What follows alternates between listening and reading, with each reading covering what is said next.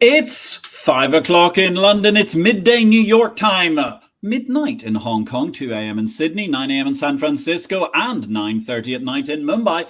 Good morning, good afternoon, and good evening, depending on where you are in the world. My name is Patrick L. Young. The IPO-VID live stream, Series 23, Episode 6, in the aggregate, that amounts to 138th episode, starts here.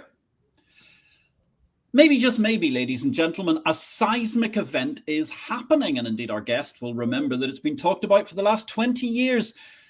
There is a case where, while the Bombay Stock Exchange is pushing back to reclaim ground lost, finally, ladies and gentlemen, we might be on a path to an IPO, yes, an initial public offering for the other major stock exchange of India. In fact, the dominant player, the National Stock Exchange of India, which has been precluded from having its shares publicly traded in recent years due to various whoops nasties, and indeed has been planning, thinking, or considering an IPO for the better part of 20 years or more.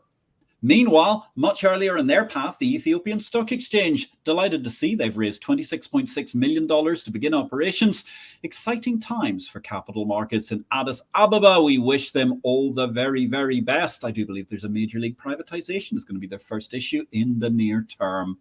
Elsewhere, talking about telecoms and all of that data thingy, well, a new model for friction and potential is a big winner. That's according to a NASDAQ Celent report, which has just been released, a new formula to help CFOs and accounting folks appreciate the new math, to appreciate also just how much you can save by operating in the cloud. And then, ladies and gentlemen, we have a fascinating and interesting deal looming. FEX Global, an Asian mega opportunity, has arisen down under in Australia. FEX Global, with a full exchange traded derivatives exchange license and many permissions to operate, such as counter agreement with the CFTC, etc., is up for sale or significant investment via JP Morgan. Watch this space. Of course, all these stories and more were in Exchange Invest, the daily bulletin of the Bourse business this past week. And indeed, the mainstream financial media haven't even spotted that FEX Global is up for sale yet. Can you afford not to stay ahead of developments in the world of market structure, I ask you? If you can't, then you should be reading Exchange Invest at exchangeinvest.com. Speaking of which, today we have as our guest joining us one of the most esteemed investors in exchanges in the history of the for-profit exchange era, which dates back to just slightly before the end of the last century, Thomas J. Caldwell. He's here to discuss with us exchanging investments. If you don't know who Thomas is, he's been in the investment industry since graduating from McGill University in 1965. He's president, CEO, and director of Urbana Corporation, which is a publicly traded investment company listed on the Toronto Stock Exchange and the Canadian Securities Exchange. He's also a past chairman of CSE itself, the Exchange for Entrepreneurs. And of course, ladies and gentlemen, you can remember we had a marvelous opportunity to chat to the CEO of the Canadian Stock Exchange some months ago on this show. Mr. Caldwell is a retired honorary colonel of the Lincoln Welland Regiment and was a governor of the Toronto Stock Exchange. He's recognised widely throughout the world, indeed, as one of the world's foremost investors in securities exchanges. It's a delight to welcome you to the show. That's only a very brief bio. Good grief, we go into your bio for most of the show, actually, in one fell swoop, Thomas. Tom, I enjoyed it, Patrick. Thank you. Delighted to hear that all together, Tom. Where in the world are you today? Well, I'm based in Toronto. Where am I in my thinking? Well, that's a movable feast, of course. We're still invested in exchanges. It's a little bit like owning the casino. We're still significant investors in the Canadian Securities Exchange, a wonderful business. And if you had Richard Carlton on, he's probably one of the most knowledgeable people in this space that I've known over the years. And at one point, we owned about 37 exchanges, or pieces of 37 exchanges. We were the largest owner of the New York Stock Exchange before they went public, and also the Chicago Board Option Exchange as well before they went public. And we were shareholders, as you know, of the Bombay Stock Exchange. So we've been in the space for quite a period of time. Yes, it's incredible. I mean, you truly were all around the world. And actually, I was thinking that as we were reading out the starter story there. that you were invested in the Bombay Stock Exchange at one point in time. And indeed, India is an incredible story, which I'm sure we'll get back to. And yes, indeed, Richard Carlton, he was a marvelous guest for us and a very, very knowledgeable man with that very interesting business that you have a significant shareholding in, the Canadian Securities Exchange. So, Tom, tell me, you mentioned the fact that you kind of went straight out of university into the investment business. How did that happen? What piqued your interest? Well, a friend of mine years ago, a well-known artist here in Canada, he said, if I ever get to heaven, it's because I'm backing away from hell. And my father was in the meat packing business, and I knew what I did not want to do. And so I went into my first brokerage firm. A fellow invited me, and I looked at this, and it looked like an ongoing puzzle, something I'd like to do, would keep my interest. And, I've been at it a long time, 60 plus years now. And I still love what I do. I love going to work. And it's the catering to a wide spectrum of interests. There's always something going on in the world. There's always something that is relevant. There's something, my job is to see the opportunities or try to get out of the way of the damage. So it still keeps me enjoying coming to work every day. So I started work with actually Lord Beaverbrook's old firm in Canada, Royal Securities, and ended up as a bond trader, and then worked my way right through literally every component of the securities industry. Fabulous. And what drove you then to create your own business in Urbana? Well, actually, the main business is Caldwell Financial, and we own brokerage firms, investment management firm, and Urbana is kind of it was originally started as my hobby farm, and so I've sort of morphed over to there to let our younger, smarter people run the brokerage and investment management firms. So I spent a fair amount of time there. Urbana, it sort of came into being. It was a shell. If I look back over the years, everybody seemed to have a gold mine, and I thought I should have one too. So I took over this shell that had some few claims in northern Quebec, in Urban Township, hence the name. And so I acquired more claims, expanded the holding there, and it was way at the back of beyond. You had to fly in, fly out, very expensive. But now it's become one of the gold mining hotspots or exploration hotspots in Canada, if not the world. So we still have a big block of land there where we haven't done anything with it. We're waiting for the major players to get involved. But as we were involved in this mining, I noticed that, it'd take me a week to get one fellow in the bush with a chainsaw, and he'd probably cut his toe off. And I thought I would convert it to an investment company. So basically, we took this company that had minus $40,000 in liabilities, and we were able to build it up to a little bit over $600 million. And we paid out $150 million to our shareholders. And then we're now back at 450. And my goal is to get it to $1 billion before I expire. So I either have to be very smart or live till I'm 115. I think living to 115 seems a given. I don't think you'll have any problem. That's in the wall, apparently, by the way. That's the wall. You can't get past that, apparently. Somebody told me that the other day. That's currently the thing that's quite tricky, is it? I see there's some former British military guy who was fought in the Second World War. He's now the world's oldest man. He's reached 112, 113. That's pretty impressive. And I quite like the idea. The thing that I find interesting is these guys who actually managed to live that long, and you discover that they haven't lived an entirely hermetic life. They have been known to drink the odd alcohol or have the odd cigar. That's the secret right there. Of all the people I know, of my friends who are still around, all of us were the hardest livers of our bunch. One of our fellows who worked with, he's 85, and he was absolutely terrible. How he lived this long, I have absolutely no idea. And he's still with our firm and a partner of our firm.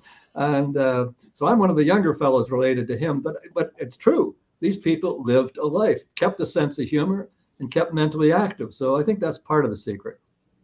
I think the keeping mentally active is obviously quite key. So, I mean, when you're keeping mentally active, it's very interesting. You were obviously involved through Caldwell Financial, through your brokerage arms and investment company and so on, with the different stock exchanges, etc. When did you have that light bulb moment that let's go invest in these exchanges? Well, it was an epiphany of sorts. The Toronto Stock Exchange was pondering going public, having an IPO, and I opposed it because I grew up in Toronto. I didn't grow up my father passed away when I was very young.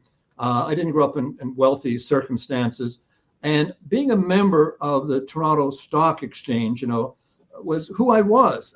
This was our thing, kind of thing. And I guess there was a little bit of ego or pride or God knows what in it. So I opposed it. And the seats were trading in those days about $50,000. So I didn't feel going public made sense. And one night I had this epiphany. I thought, I'm wrong. And I always tell our young portfolio managers, there's nothing wrong with being wrong. There is with staying wrong.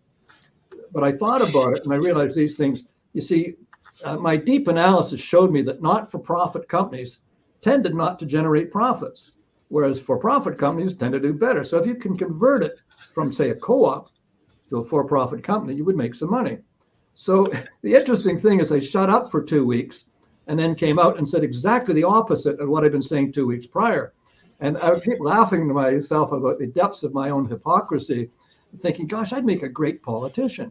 And I kept saying, no, you don't understand. It was the timing I was referring to. I mean, I really give myself a lot of laughs in the process. It's quite funny.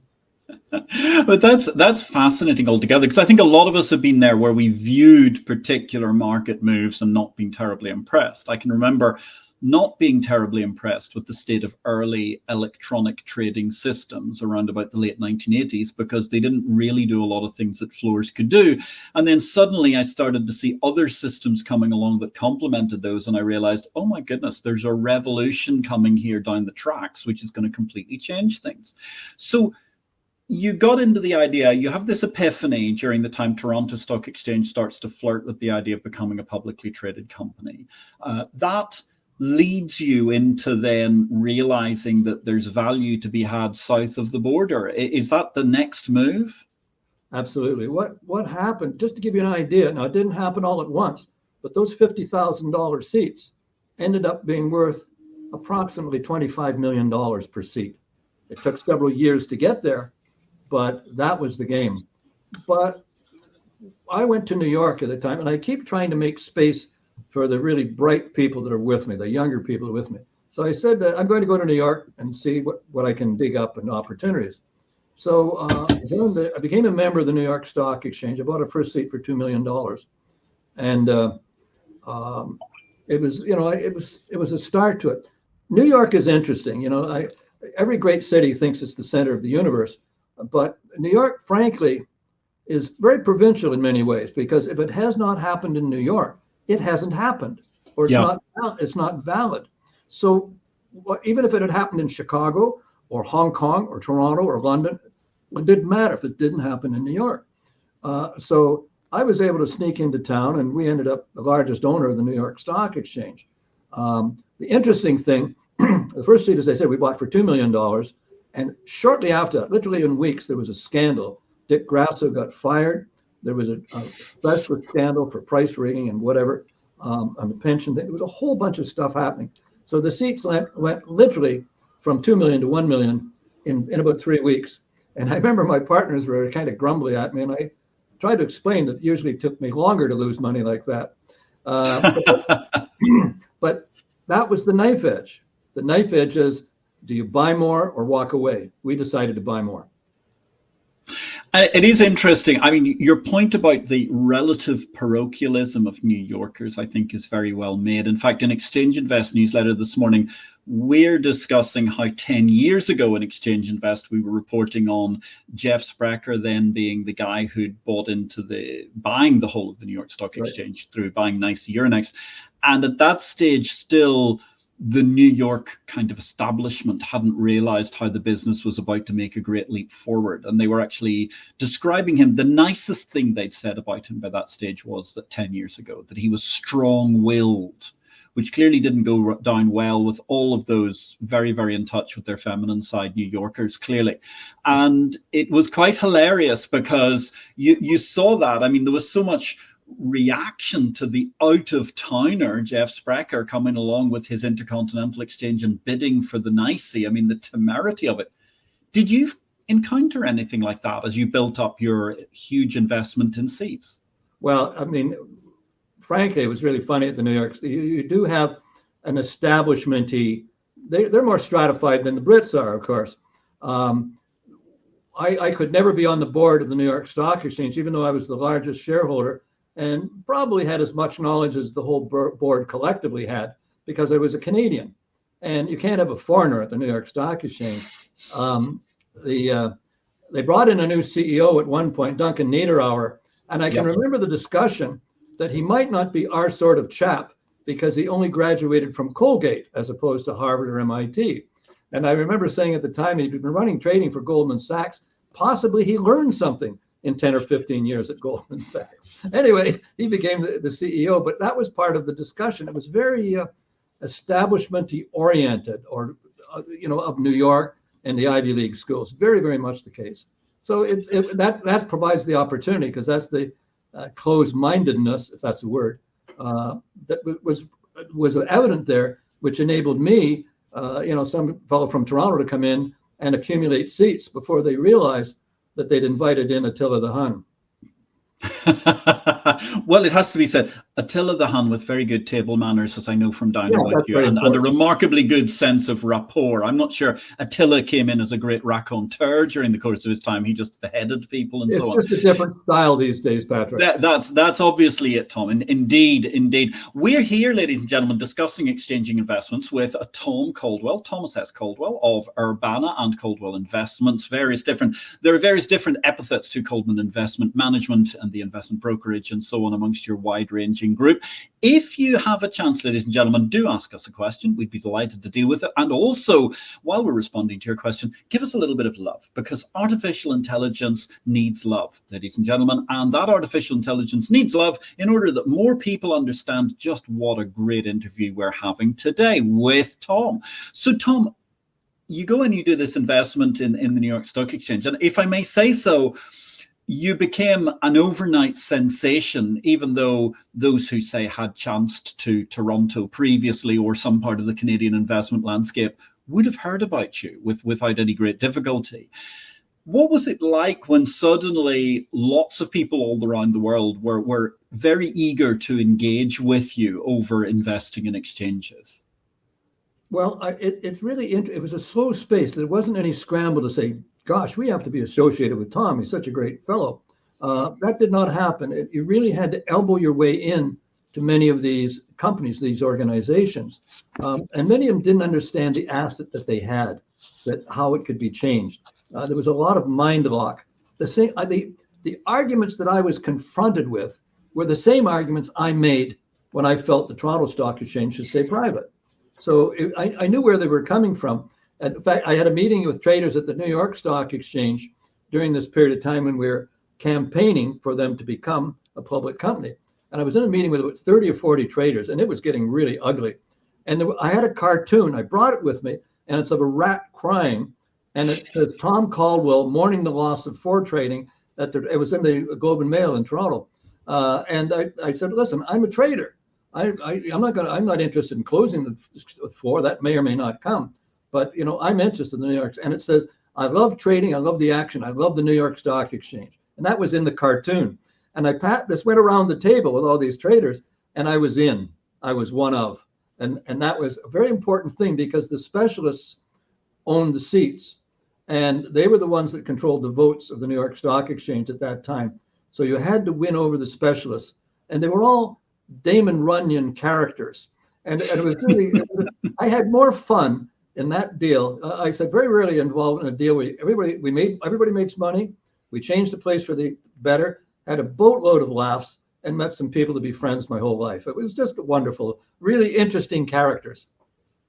And what was the dynamic like? I mean, going from, say, the Toronto Stock Exchange to the New York Stock Exchange, in terms of, it strikes me the New York Stock Exchange was a somewhat more multi-ethnic place, perhaps, but maybe I'm wrong.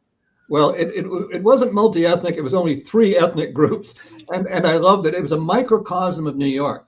The New York Stock Exchange was made up of Jewish, Italian, and Irish Catholic members. That was it. 3 laid-back groups. How they all didn't kill each other, I have absolutely no idea. I hung out with the Jewish guys because they were the funniest of the whole bunch. But there were so many funny things that happened. It's like history. Real history is the stories behind the big story. And if I might bore you with one very quick one. Please. One of the traders was very much opposed to going public.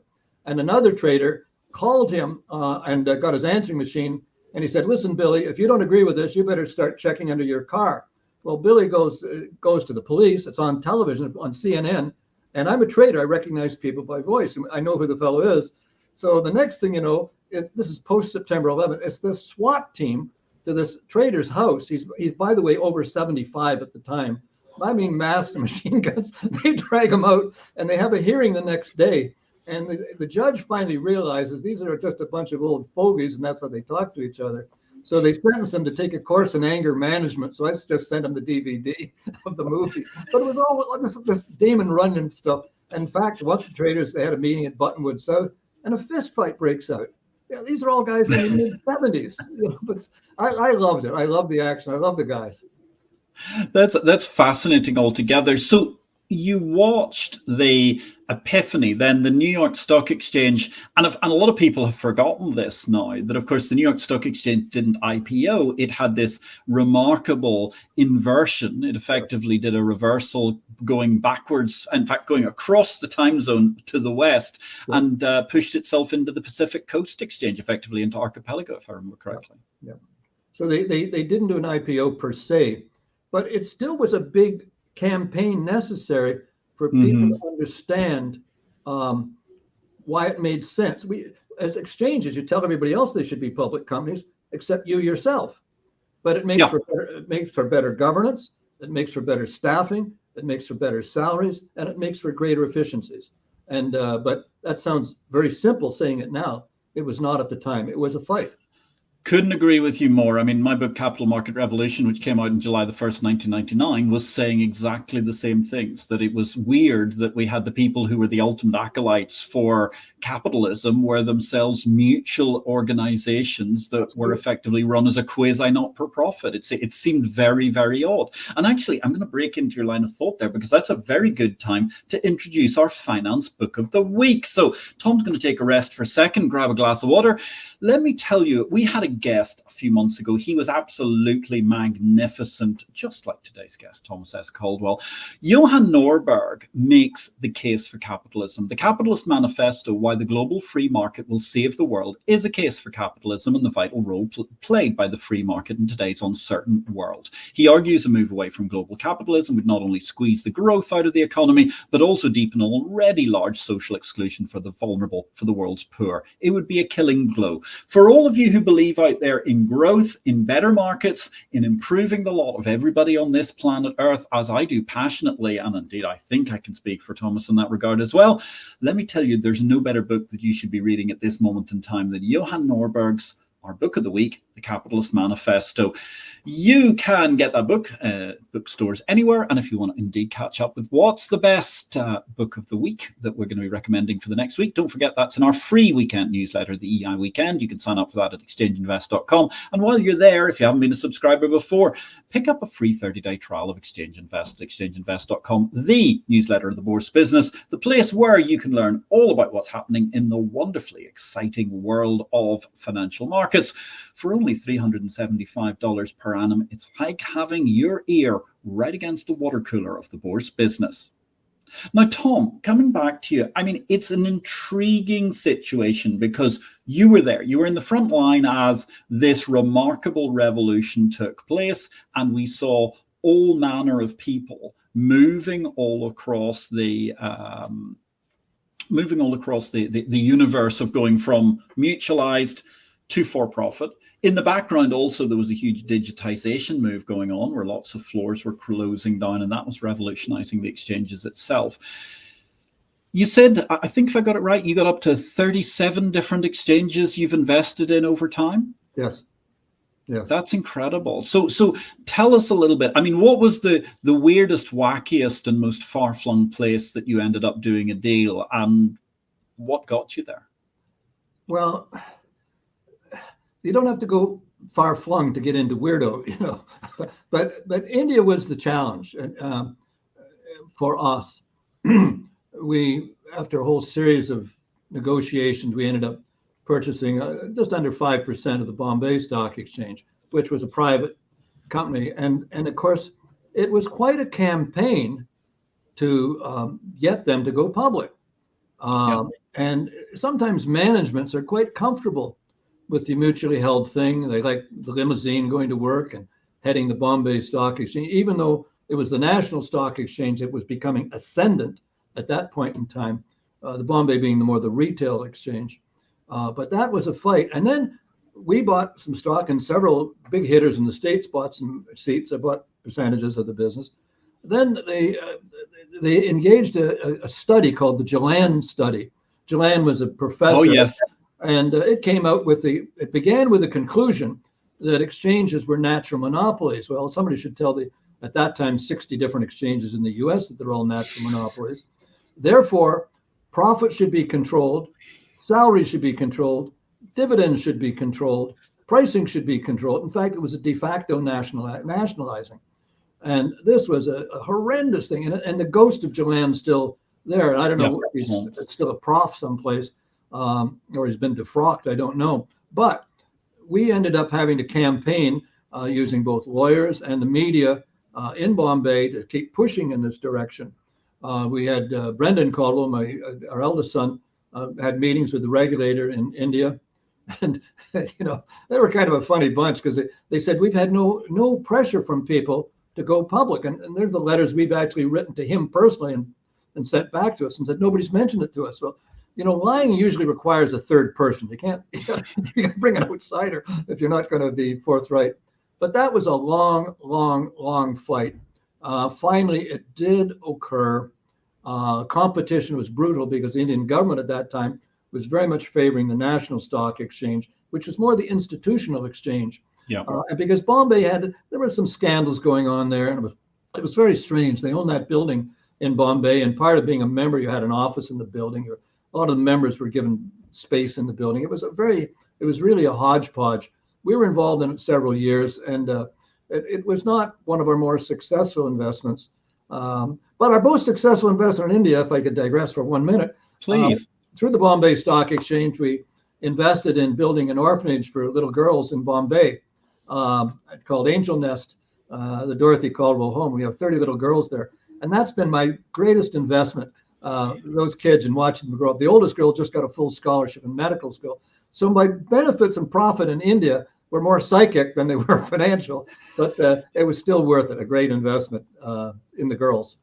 That's beautiful hearing about the Dorothy Caldwell Orphanage. I did not know that story. That's quite incredible. Unfortunately, I only saw the downside of that because I too was with you there in the trenches as they were across the road arguing against Jalan. I think at a couple of op-eds in the Indian press at the time. And I remember a series of meetings. And I think the problem to me was it wasn't necessarily that the official would actually be telling mistruths. It was just that somewhere in the 73 levels of bureaucracy between you and actually meeting him or Brendan actually meeting him, that there were 27 different apparatchiks who were all told to kill anything that was remotely critical and don't send it further up the paperwork chain. That's what I always got the feeling of, was there was always this huge middle in the SEBI organization, which was there to extract anything that might upset the boss before his morning tea, and therefore the message never got there. Yeah, I think you're absolutely right. But mind you, in this case, the letter was addressed directly to him. To him, yes, I know. But that's only. I mean, just because you actually wrote the letter to him, addressed it to him, and said, "Dear," his name. It's a touch and go thing as to whether that person's ever going to read it in the Indian bureaucracy. In my experience, what it does. One of the things in North America, probably more than say in the UK, we are in a bubble here. We think in our terms, and we think other people think in our terms. Once you get involved internationally, you're dealing in different cultures. I may come to my partners and we see a problem, we may come to a certain conclusion. Sometimes other cultures can come to another conclusion 180 miles from where our conclusion is.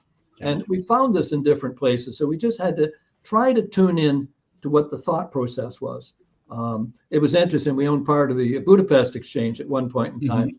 And the Vienna Stock Exchange, Wiener Börse was going to make an investment in it. Of course, you have history bumping into these things as well. So it was an interesting. We actually did a deal there finally, but we did a lot of deals in the Boston Stock Exchange, smaller exchanges, Vancouver exchanges. So there were a lot of smaller ones that became consolidated.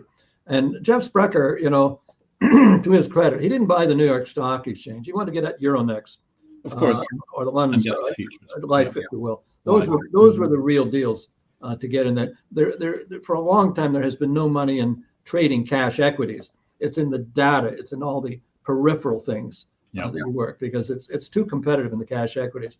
But I understand where he was coming from, and I met him many years ago as well. So.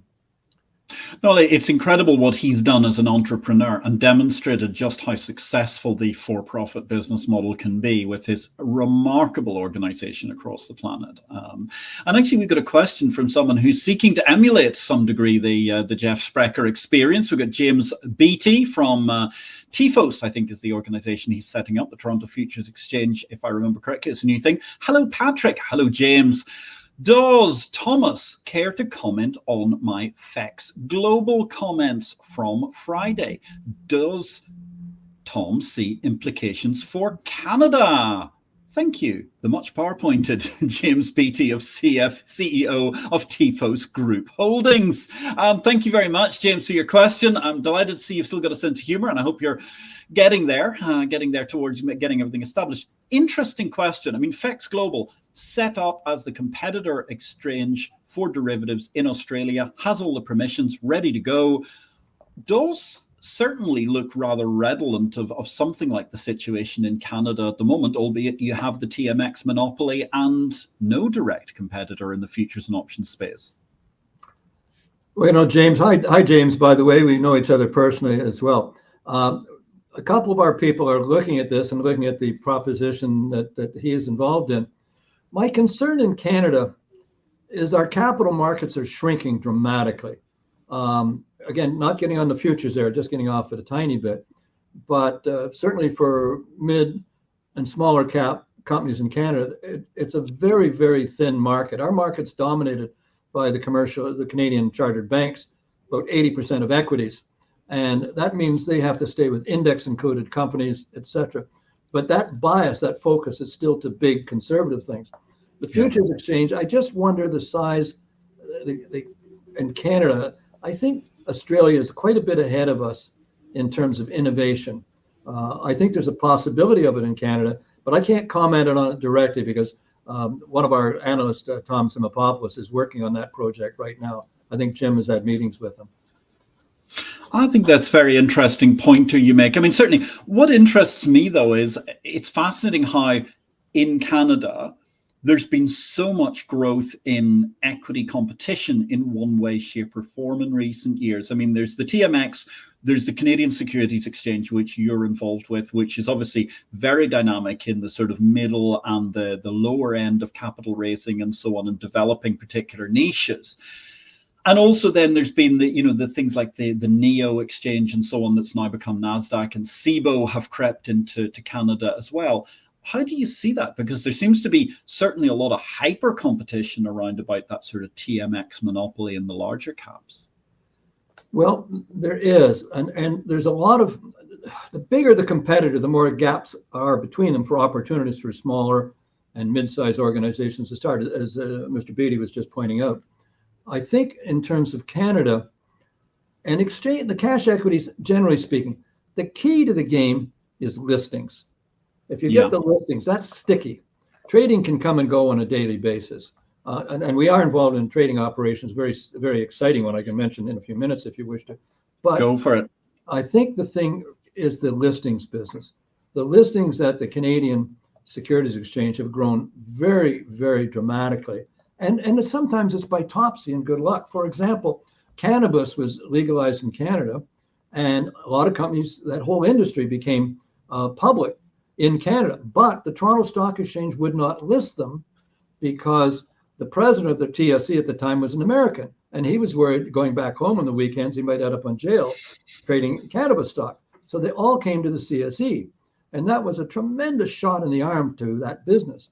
But not in the cannabis space alone, because as lawyers and accountants and dealers started to go public through our organization, they realized it was easier, cheaper, more accommodative. And we do have a secret weapon at the CSE. We are nice to our customers. And the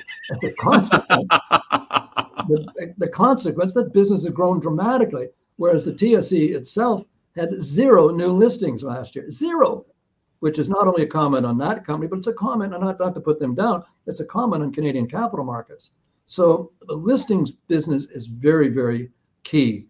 And NEO is kind of interesting, but NEO, I know Josh Schmidt, who put it together under the Royal Bank, and Josh is a really smart guy, and a friend. But it really is a trading system that does a lot of business on behalf of the Royal Bank. I was quite surprised that CBOE decided to come in that direction. But anyway, maybe they're going to make something of it. We'll see what happens with it. But still, the TSE is the 800-pound gorilla. Make no mistake. Their venture exchange is not. We don't believe it's as competitive as the CSE is actually.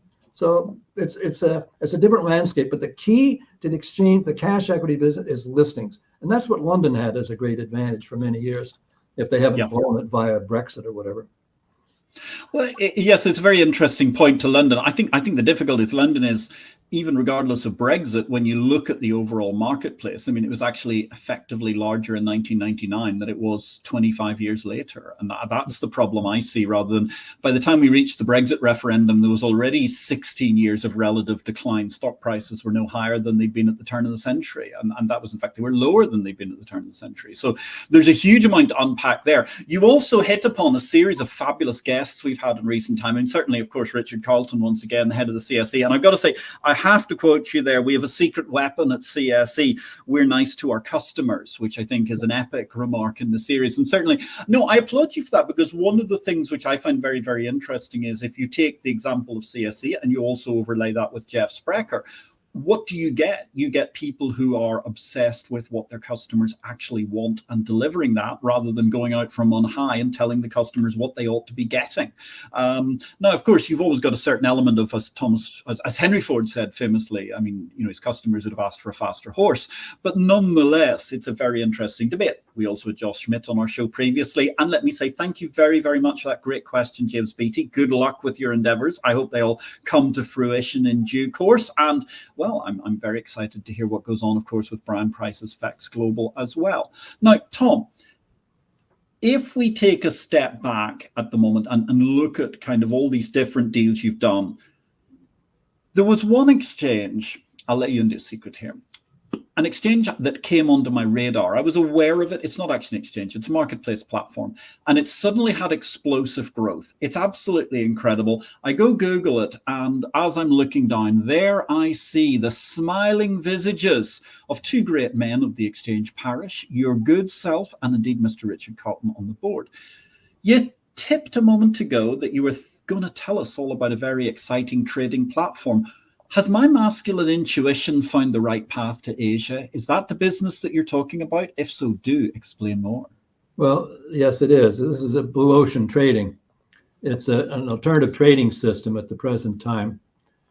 The thesis behind it was to enable retail investors in Asia to trade American securities during their daylight hours.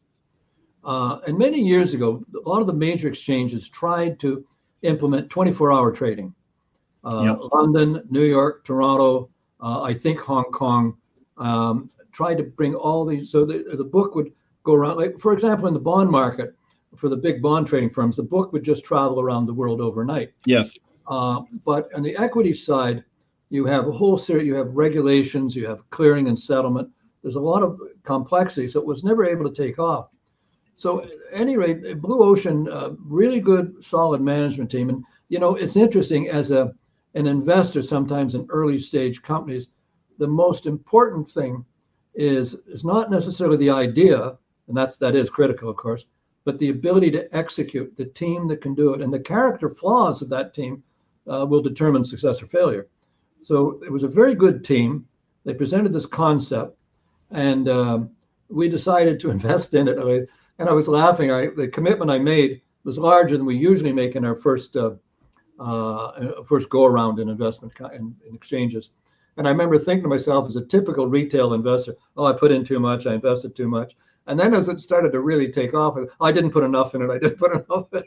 So I'm susceptible to the same whims as Mrs. Smith trading her 10 shares or whatever.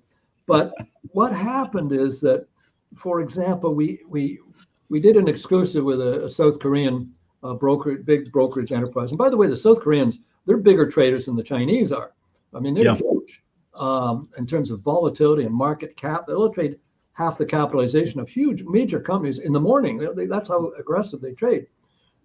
So we did an exclusive, but it didn't really take off. Sometimes with exclusives, they tend not to. But during that hiatus, we found out we weren't trading necessarily American securities for Asians overnight. We were trading American securities for Americans overnight. So they expanded the trading hours from 8 to 4 in the morning, for example. And then after that exclusive came off, lots of other dealers in Asia came on board. And so they've come into it, and some additional very heavy duty partners have also come on board. We own, Urban owns about, I think, 38% of that exchange, of that ATS. But once these additional dealers came in, the volumes we traded expanded fourfold, fivefold, tenfold over month over month, which then presents the issue of now we got to build out the plumbing, the infrastructure to make it industrial strength, and we've been doing that and have done that. And that goes not only hardware, software, but also staffing. And we've done that. So our volumes are going up quite significantly. And so far, there's no real meaningful hoofbeats coming up behind us in terms of competition. I think anybody who's closest to us is probably going to be a year plus behind us. But we've established significant connections with major trading organizations who will make a book overnight. So traders in Asia can now trade. Now, it's an institution could always trade on a one-on-one, on a binary basis with a major firm like Goldman, and they would call a market against you. But this enables, the individual trading in his or her room or office during the day to be trading right on against these market makers who are maintaining very, very tight markets when New York is closed. So the cliche is, the world doesn't stop. Why should trading?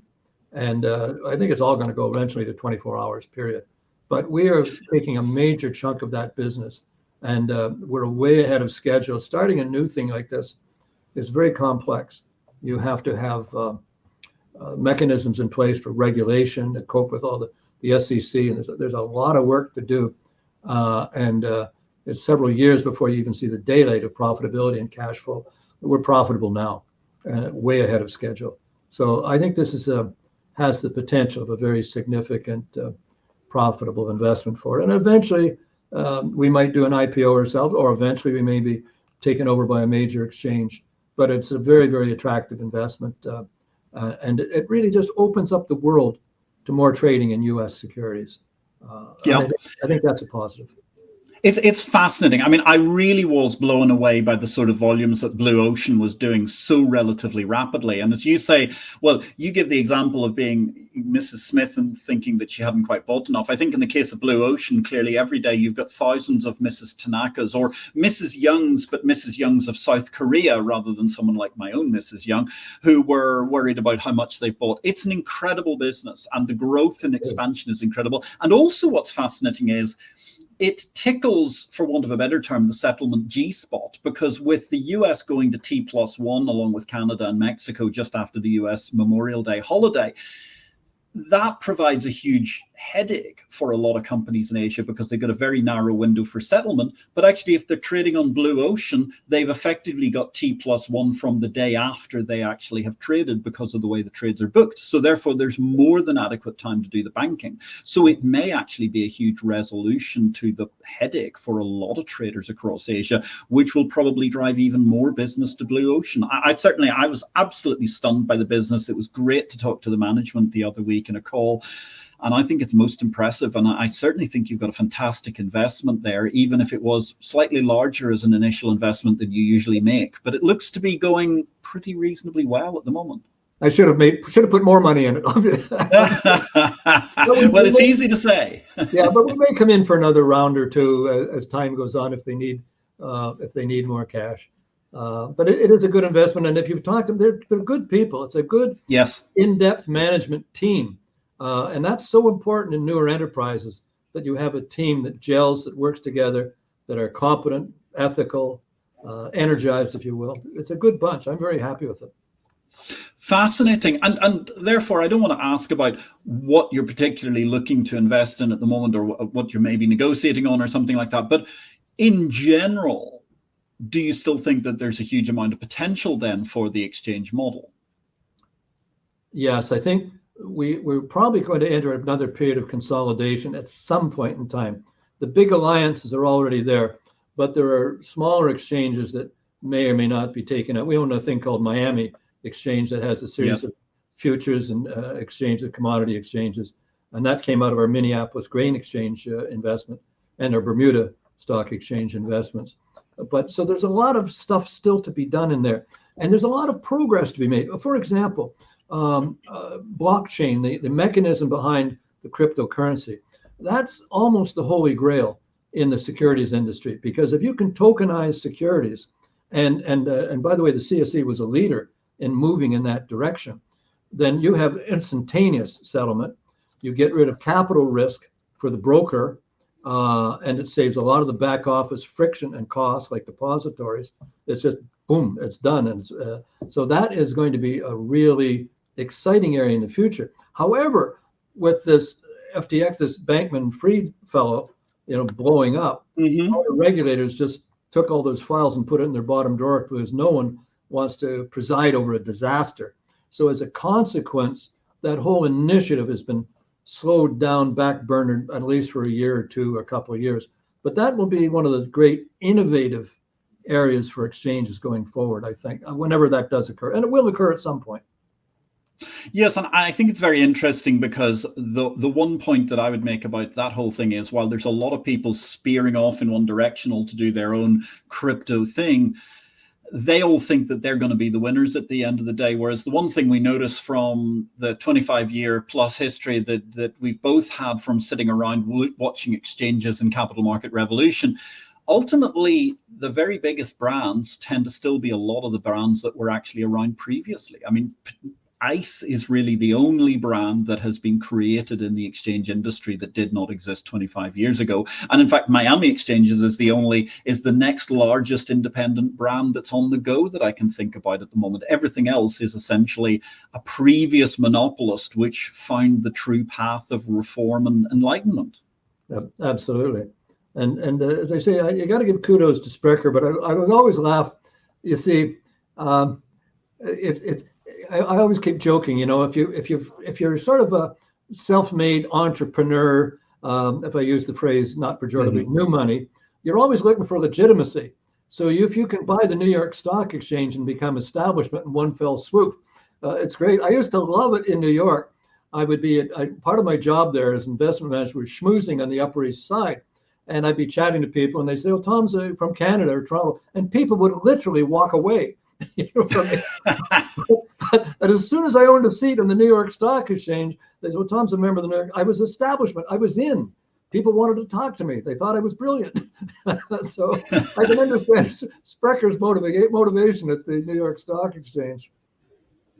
I think there's almost a book in that in itself, because certainly the story I've heard about that is quite fascinating. But I think the one thing, not telling any tales out of school, was that Jeff, who was previously the boss, the CEO and chairman of the multi-billion-dollar Intercontinental Exchange, when he then served a spell as chairman of the New York Stock Exchange, he found it was remarkably much easier to get restaurant reservations around about the tri-state area. Let's put it that way.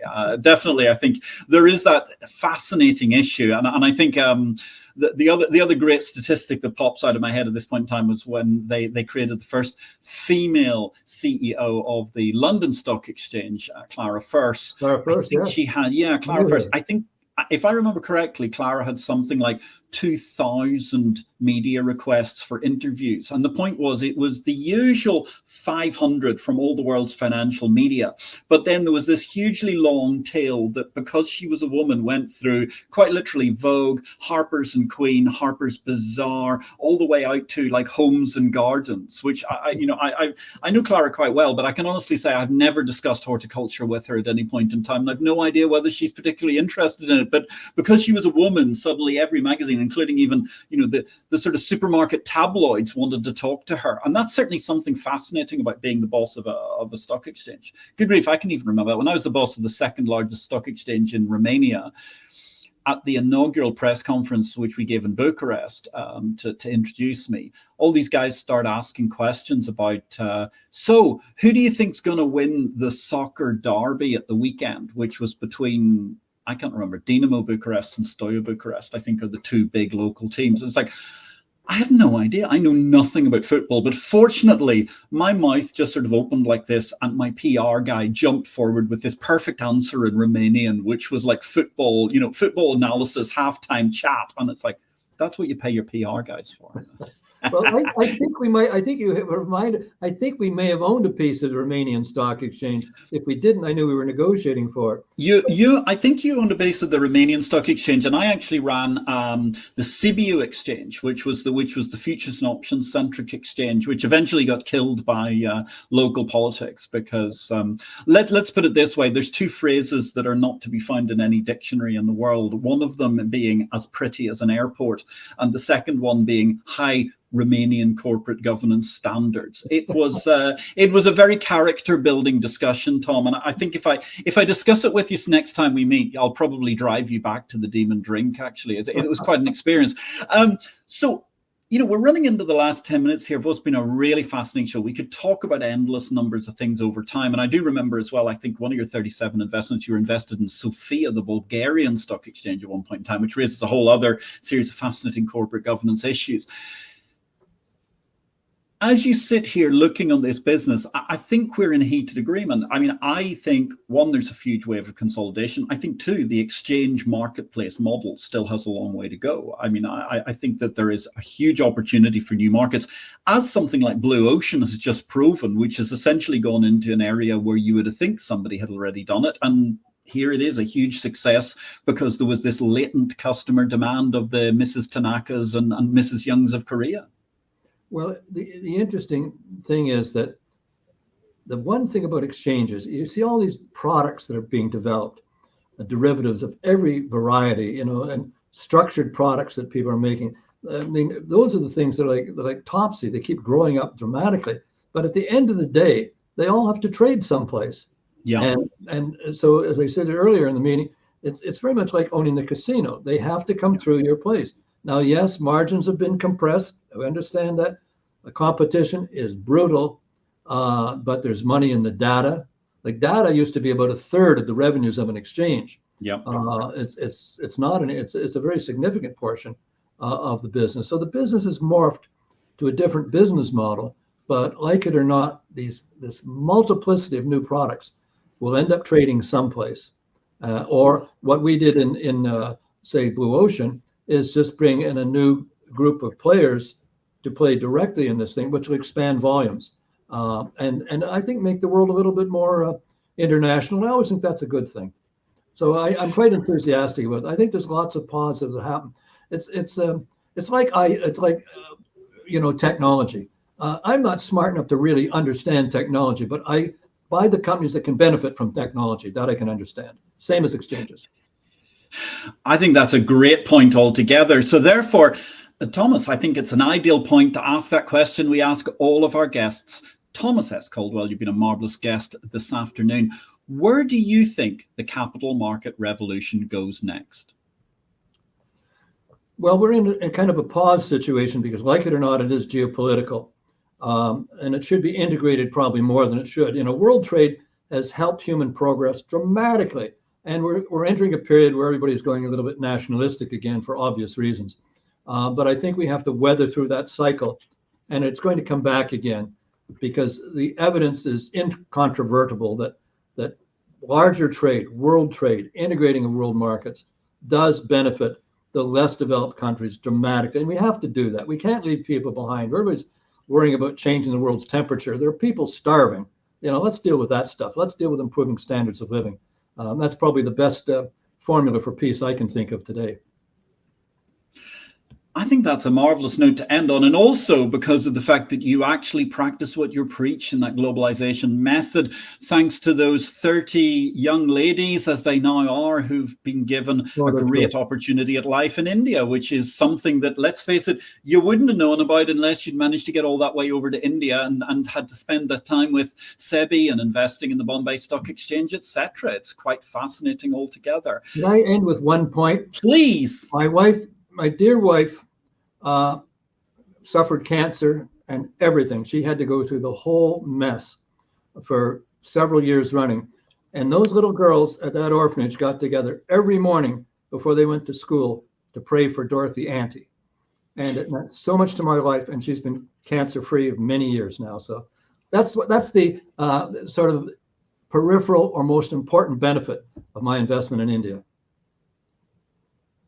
You're bringing a tear to my eye, Tom. We don't usually end up with an emotional moment at the end of these shows, and that's really beautiful because I think it's a great demonstration of your humanity, of the good things that markets can bring to the world, of the wonders of your beloved wife, to whom I think you've been married for, if I remember correctly, the 60 years or slightly longer. 56 years or something. 56 years. I better not get that wrong, or I could be No. Very good, very good. Actually, I'm sorry. That was really unfair. I didn't pre-warn you and put you on the spot with that one. So I'm doing the mental calculation. I'm terribly sorry. Yes, that was rather beyond scope of what I was hoping to discuss today, and I didn't pre-prepare you for. The sharp intake of breath in the background was your PR and marketing team going, yes, no, it's a sign of a great and happy and stable bond, both with your wife and your family in the world of exchanges. Thomas Caldwell, this has been incredible. I hope we can do it again sometime. I've got to say it was a joy from start to finish. Thank you for joining IPO-VID. Thank you to James Beattie for that fabulous question. Look forward to catching up with you too soon, James. Let me say a huge word of thanks to Jamil, Racy and Fernando. I will also wish you all a very happy, I do believe this is Philippine Veterans Day, and I think it's important to remember our veterans the world over, wherever they've been, and not just when I'm dealing with an esteemed veteran in a Canadian regiment such as Thomas himself. We'll be back next week, ladies and gentlemen. In the meantime, we're off to build other exchanges and marketplaces as best we can. We got a fabulous discussion next week, just hot on the heels of the Ethiopian Stock Exchange being funded last week. We're going to talk about the building of the Ethiopian Commodity Exchange with Bharat Kulkarni, who I saw just the other month at the AFM conference in Bangkok. That's going to be a great show. Join us same time, midday Eastern time. And don't forget, ladies and gentlemen, catch up with the water cooler of the Bourse business at exchangeinvest.com. My name is Patrick L. Young. Thank you for watching. Thanks.